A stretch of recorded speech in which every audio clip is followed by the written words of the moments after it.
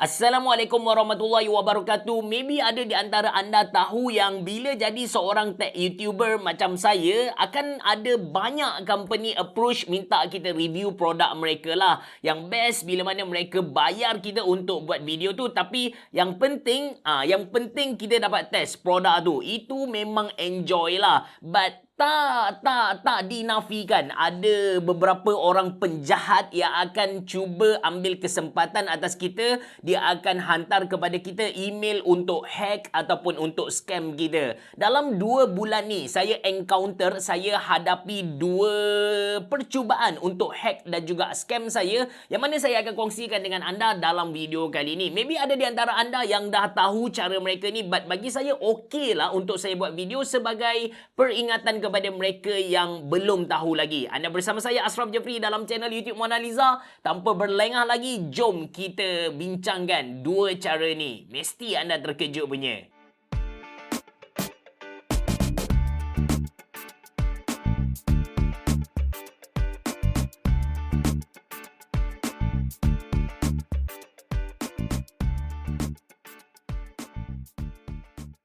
Okey, yang pertama ni saya syak dia nak scam saya. Dia nak ambil duit dari saya. First, dia bagi tahu yang dia adalah PR manager untuk Canon. PR manager ni maksudnya dia adalah marketing agency lah. Dia adalah wakil Canon untuk buat kerja-kerja marketing. So, dia bagi kepada saya beberapa link YouTuber-YouTuber yang pernah bekerjasama dengan dia. And dia bagi tahu kepada saya cara berkolaborasi dengan dia. Yang pertama, dia akan hantar PDF dokumen yang mana dalam tu ada katalog and juga NDA. Bila mana kita nak review produk orang ni, dia ada non-disclosure agreement, yang mana ni adalah term and condition, apa yang boleh dedahkan kepada public, apa yang tak boleh, bila tarikh kena dedahkan dan sebagainya. Yang kedua, after receive the catalog, bila mana saya terima katalog tu, saya kena pilih beberapa produk yang ada dalam tu. Yang penting tak lebih dari 7,000 USD guys. 7,000 USD kalau kita kali dengan 4 bersamaan dengan RM28,000 Malaysia.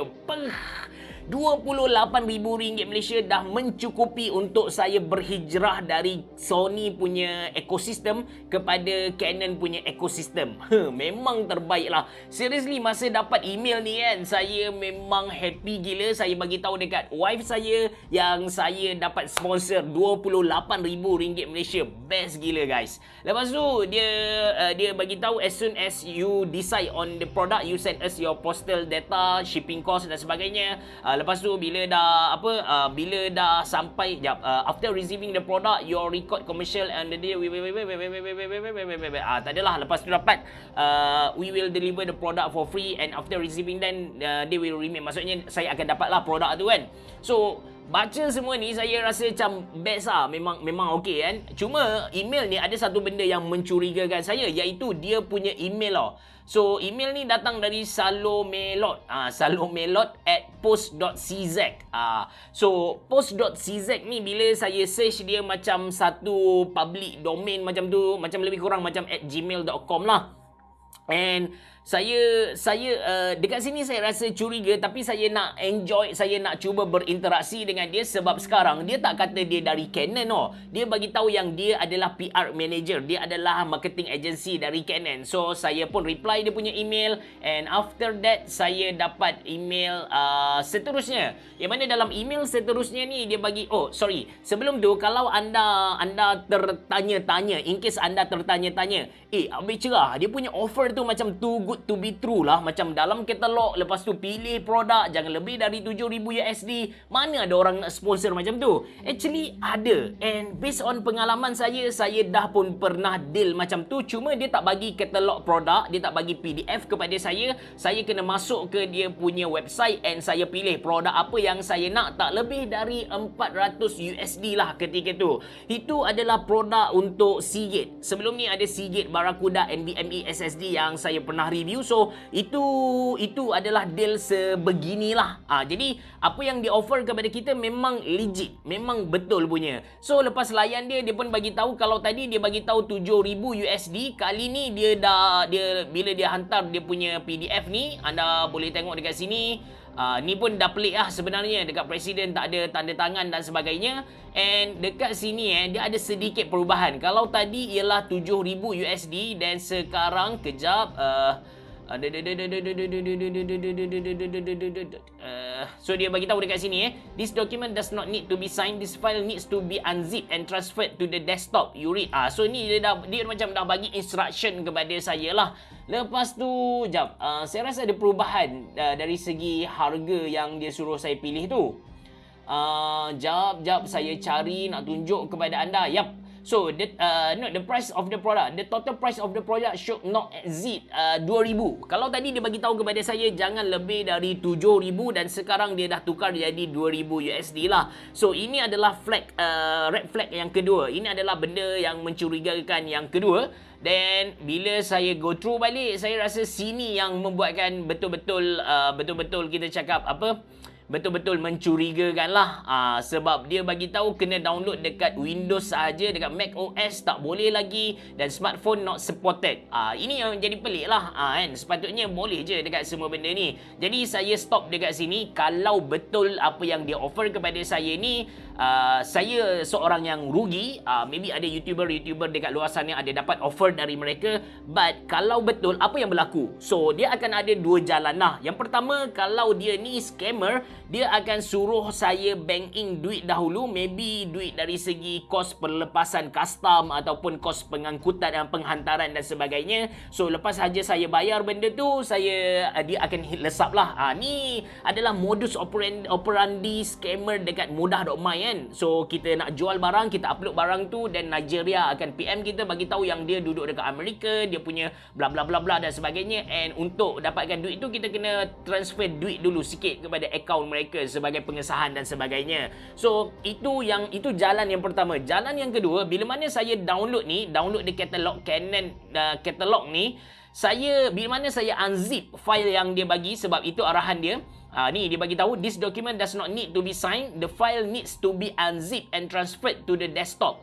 So bila mana saya unzip, maybe akan masuk malware ataupun akan masuk macam dulu kita panggil dia sebagai keylogger untuk detect apa key yang kita tekan kan, untuk dia buka kita punya password dan sebagainya. So ini adalah benda yang pertama. And yes, lepas tu memang saya dapat banyak gila email yang bertitikkan CZ ni lah. Ada banyak offer menarik dari .cz ni. So itu yang pertama. Yang kedua pula, apa yang saya nak kongsikan dengan anda, kejap. Okey, email yang kedua ni dia datang dari gmail.com, and dia memang suspicious lah. Kalau sepatutnya, kalau yang nak sponsor saya tu katakan Samsung, so email tu sepatutnya marketing@samsung.com. Dia tak boleh macam marketing.samsung@gmail.com. Dia tak boleh Gmail lah, dia mesti daripada company tu, sebab company tu mestilah establish kan. So kali ni dia datang dari gmail.com, but saya tak hentikan pembacaan saya dekat situ. Saya baca apa yang dia bagi tahu. Hello Mona Lisa. Lepas tu dia berminat dengan saya dan dia nak hantar satu produk ni kepada saya. Lepas tu dia bagi tahu yang dia dia suruh saya buka website dia lah. So saya pun buka website dia. Bila saya buka website dia, saya tak masa ni saya tak terfikir sangatlah. Saya buka website dia dan saya tengok Shopee. Saya tengok Shopee ni, saya tak terfikir apa-apa benda pelik dekat Shopee. Saya pergi, anda boleh tengok so saya duduk dekat website mereka. Lepas tu saya boleh even dekat Shopee ni, ketika ni saya tak tengok lagi address dia macam mana. Dekat Shopee ni saya boleh search Mona Lisa PC. Saya boleh pergi dekat Mona Lisa PC saya boleh cari produk-produk dekat Mona Lisa. Seriously, dia sebiji sama dengan Shopee yang kita layan tu lah yang kita selalu pergi tu kan. But then saya realise bila saya nak login, dia tak boleh login. Dekat sini ada masalah. Dia bagi tahu sorry you are not allowed to sign in or login dekat website ni. Dan saya pun intai lah dia punya address kan. Dia bukan shopee.com tapi dia adalah my.shopee.com. Shopee tu bunyi macam Shopee juga tu. Tapi yang penting dia bukan Shopee lah. So saya pun tanya beberapa orang apa yang sedang berlaku Dia nak kata phishing pun tak pelik sebab saya tak boleh nak login sekarang kan. So saya tanya benda ni dekat Podder dan juga Brother Syafiq berani buat apa yang sedang berlaku. Saya tak faham kenapa dia punya Shopee tu sebiji macam Shopee betul. Cuma website address tu berbeza kan. Even dekat Shopee tu macam saya bagi tahu kepada anda tadi, kita boleh pergi dekat website, kita boleh pergi dekat Shopee Mona Lisa, kita boleh klik item yang ada dekat sana, sebiji sama, tak ada beza langsung kan. So jawapan mereka, dia bagi tahu dia macam kalau anda nak tahu benda ni dengan detail, anda kena tanya mereka direct lah. Mereka lagi arif compare dengan saya. Saya memang nobis kubis dalam bidang website ataupun coding ni. So apa yang berlaku, paling senang kita nak faham, dia ambil Shopee punya website tu, dia mirrorkan benda tu, dan dekat atas Shopee punya website tadi, mereka ada letak software. Sama ada software tu untuk record punya kita punya cursor punya pergerakan, cursor kita punya pergerakan, ataupun untuk record keystroke, apa button ataupun key yang kita tekan dekat keyboard kita. Tujuannya adalah untuk ambil kita punya password. Bila kita nak masuk satu-satu email kan, kita kena masukkan username dan juga password. Ataupun mereka nak ambil kita punya credit card, data credit card, PayPal punya username. So that's why kita kena hati-hati bila bermain dengan sensitive information macam ni lah. Saya rasa tergerak hati untuk kongsikan benda ni sebab walaupun kita kata phishing adalah taktik hacker, nak kata hacker tu tak, tapi scammer yang terlampau tradisional, tapi bagi saya cara ni adalah cara yang barulah untuk saya personally. Saya tak pernah lagi encounter masalah sebegini. Normally untuk phishing ni dia bagi link dekat kita tekan, kita masukkan username, password kita punya Facebook sebagai contoh, and dari situ mereka dapat maklumat kita kan. Tapi kali ni memang nampak betul-betul Shopee punya website totally sama. So bagi saya ini adalah satu benda baru, and saya rasa kena kongsikan dengan anda lah. Maybe ada di antara anda yang sama dengan saya, nubis kubis dalam bidang website ini, anda patut tahu masalah ni. So apa yang kita kena tahu kan, untuk elakkan diri kita dari di hack ataupun di scam ni, yang pertama kita kena tengok email address tu sendiri. Kita tak boleh terima email dari marketing.samsung@gmail.com, tak boleh. Kita kena terima dari marketing@samsung.com. Lepas tu kita kena tengok juga link yang dia bagi tu macam mana. Kalau website tu legit ke tak. Kalau link tu untuk download, sebolehnya jangan download kalau anda punya laptop ataupun PC tu tak ada antivirus lah. Dan sebolehnya kalau anda terasa gersang sangat nak download juga link yang dia bagi tu, anda cuba buat dekat mana-mana laptop yang bukan laptop kerja anda lah. Nanti bermasalah dengan laptop ataupun PC anda.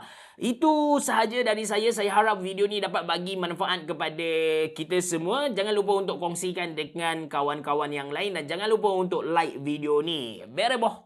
Jumpa lagi.